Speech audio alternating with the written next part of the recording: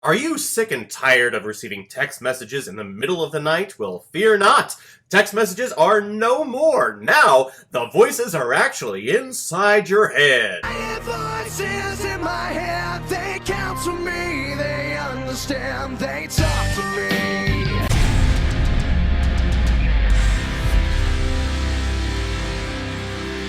In Your Eyes, released in 2014 and is directed by Bryn Hill and written by Joss Whedon. Unlike last time where I said that it was directed by him. Nope, he didn't direct this, but he did write the thing. Whedon, of course, is behind Buffy the Vampire Slayer, the first two Avengers films, a lot of stuff. Kinda Justice League. And this film stars Zoe Kazan, Michael Stahl-David, Nikki Reed, and Mark Feuerstein. I hope that's how you pronounce it. Reading it just looks like Feuerstein? I'm not gonna look up pronunciation for it. I just like the way that sounds. Feuerstein. It's not Feuerstein, it's Feuerstein.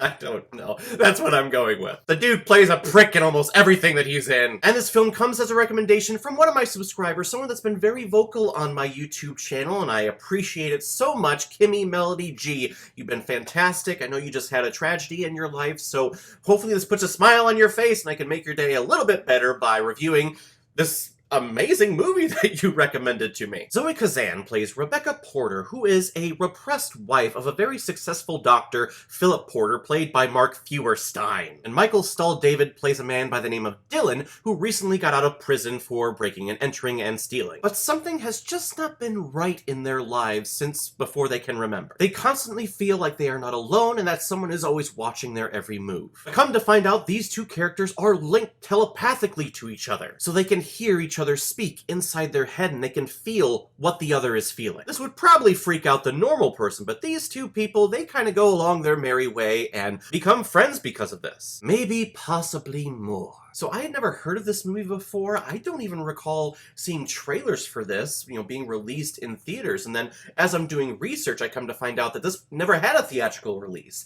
This appeared at Tribeca in 2014, and it was self-funded to go out on streaming services, which is amazing to me. We live at a time that you can do so much with film and TV that you can just put it on a streaming service. You don't have to worry about going to one of the big networks if you're on television or having it released in main stage movie theaters. It can all just be anywhere. Why do I sound like I'm 50 years old? Back in my day, films came out in the movie theaters, and you would wear tuxes and gowns, and there would be an organ player. I feel like my old man impersonation kind of mimics that of Patches O'Houlihan from Dodgeball. You can all gang up on the weaker ones, like Winston here. Dodge, duck, dip, dive, and dodge. But I am always open for recommendations, so plugging this in, I felt like this was going to be like a romantic comedy. Reading the synopsis, it was saying that it has some type of like sci-fi vibe to it, so maybe we're going to get a fun little twist in here. And it really turned out to be just a sweet movie. And that is all thanks to the wonderful chemistry of our two lead actors. Michael Stahl-David, I kept thinking, I have seen that face before. Where have I seen you before? He was the dude in the original Cloverfield, the guy who was like, I'm not going to leave because I have to go get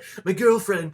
I was thinking I've seen her before too. I have seen that face. And I've seen it on a poster because I haven't watched The Big Sick yet, but she was one of the co-leads in that as well. And I love watching these two on screen together. They both gave off just this likable innocence about them. Rebecca is in this marriage, and she's a sweet girl, but he constantly puts her down, shelters her a lot, represses her is the more appropriate term. Her husband will take her to these social gatherings of all these other doctors so that all these doctors can examine her without examining her because he thinks she's cuckoo. And instead of them talking to her as a patient, they talk to him because he's her husband. And that's like some 1950s, 40s madman shit. It was actually really disgusting watching it as it happened. And Dylan, he's a sweet guy just trying to make his living and try to make his way in the world. Yes, he made some mistakes. He knows that and he's paid for it. But he's really a nice, sweet guy. But what is fascinating about watching the scenes that they are both in is that they are never together. Because of this concept, he's out in New Mexico, I believe, and she's in New Hampshire. So the conversations that these two are having, they're having with themselves as they're performing it in front of the camera. Someone's probably reading the other lines just off camera, but They are communicating off screen, they're never together, and I'm loving this. This concept, actually, is brilliant to me. That's probably what I'm so obsessed with. You've seen romance films where someone falls in love with someone and they're married, or they're in a relationship and they can't be together, or you've seen films where they've had this kind of interconnection because, oh, maybe they were an organ donor and they got one of their kidneys, and so the person goes off and tries to find that other person, and they fall in love with each other because they saved each other's lives or something like that. No, here they're both in each other's heads. And I think that is beautiful. They can feel what the other people are feeling, they can see what the other person is seeing as well. But as the film goes along, we just find out that they just love talking to each other, and they become best friends, and I love that. I mentioned that I'm obsessed with this concept. It's brilliant. Joss Whedon, this has got to be like an idea that he's had for so long, and then he finally got it on screen. He probably had this idea back when, like, the internet was forming, and chat rooms were starting, and emails were beginning. Because how many times have you had those friends who are like, yeah, I have a girlfriend, she's in Canada though, she only comes down like a couple times a year, but yeah, we're pretty serious. That is kind of the essence of this movie. Except when you're talking to the other person, you're not on a device. You're actually talking out loud, and a lot of people think that you're psycho because you're talking to yourself. Which happens a lot when you start a relationship, right? If you have friends, if you have other family members, there's a lot of judging happening with those other people, right? Whether if they want to admit it or not, judging does happen. So the way that this relationship is contained, where it's just in your head and no one else can see or have concept of what's happening, I love the intimacy of that. Because that's what a relationship really boils down to. It's how you feel about the other person and vice versa. Plus, I think this concept led to one of the most sensually erotic sex scenes I have ever seen in a movie. It was just all touching and touchy-feely and breathing and I really liked it. I really want to go out and tell everyone that you need to check out this movie. It is fantastic. I love this thing. The one little tiny gripe I have about this, and this is a slight spoiler, it's not going to damage anything of your viewing of the film if you go out and see it, but we never really find out how they have this connection. Because as the story goes along, I'm thinking, well, you know, she's married to this doctor.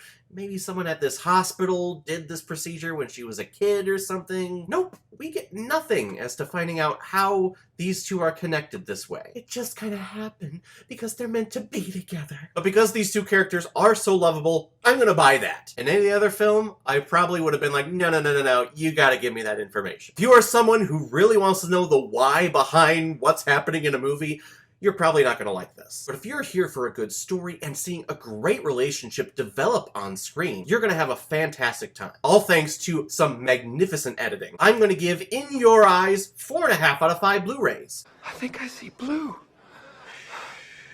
He looks glorious. I didn't think it was going to be that high, but I love this thing. Alright everyone, now comes my favorite part in my videos where I randomly select which movie I'm going to be watching next, so let's take a look.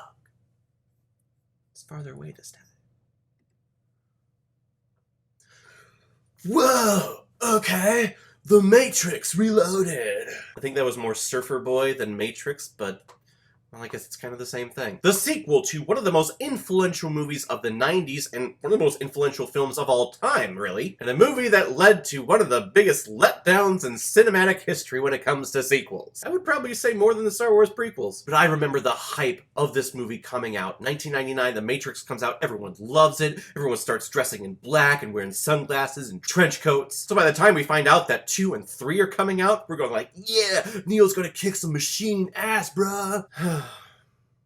No. But I'll share my full thoughts on The Matrix Reloaded next time, so thank you very much, Kimmy Melody G, for the recommendation. If any of you have recommendations of films that you want me to review on here, please leave a recommendation below this video, or go to my Facebook page, my Instagram, or my Twitter. Leave your recommendation there, and if I have access to it, I will watch, review it, and give you a shout out on the channel. So everyone, have you seen In Your Eyes? What did you think about it? Or if you've never seen it before and you stumbled across it because of this video, please comment below, let me know what you thought about it. And if you like what you saw here, if you like my take on movies, then hit that subscribe button. We've already hit our goal of 2019 of hitting 627 subscribers, which is amazing. We're doing so well on here, but we're trying to hit our stretch goal of 1,000 subscribers. I don't know if it's going to happen by the end of 2019, but I think just for a prize of everyone, if we hit 1,000 subscribers, I'm still going to release my Arachnophobia reaction review torture, whatever you want to call it. Me squirming in a chair for an hour and a half, yeah, that's what we'll call it. So if you know people that love movies or love hearing people talk about movies, then send them over my way and have them hit that subscribe button. So everyone, I will see you next time with my review of The Matrix Reloaded. So in the meantime, be well,